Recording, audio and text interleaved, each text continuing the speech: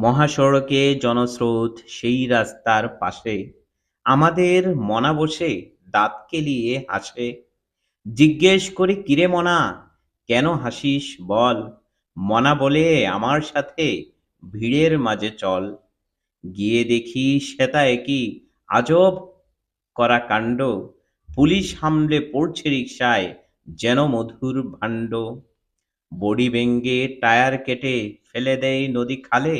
গরিব ধরো গরিব মারো, নিয়ম যেন হালে। চোখ ইশারায় বলে মনা, চলে আয় দূরে। একটু সামনে গিয়েই দাঁড়াই পথ ঘুরে।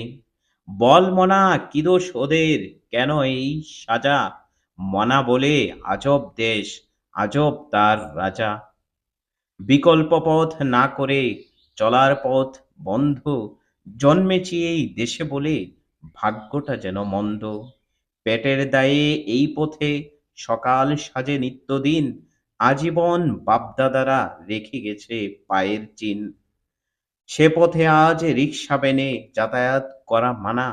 বাস ট্রাকের দোষে এই সাজা দিল কোন কানা? এভাবেই চলতে থাকে মনার মুখের বাণী। কথায় কথায় মহাসড়কের হালচালটা জানি। যন্ত্রদানব বাসটাকে প্রায় যমদূত রূপে মানুষ মেরে আমাদেরকে ফেলে যায় সুখ কূপে। সে কূপ থেকে টেনে তুলতে এই দিল চাল। রিকশা ভ্যান চলা বন্ধ, গরিবের হলো কাল। কথা শুনেই ভাবনা জাগে, মনাকে তাই জিগাই আগে। বাসটাকে মানুষ মারে আর সাজা পায় রিকশা ভ্যান। বল মনা, বলতো আমায়, এই দেশটা এমন কেন? মনা বলে হাসি, পড় গলে ফাঁসি।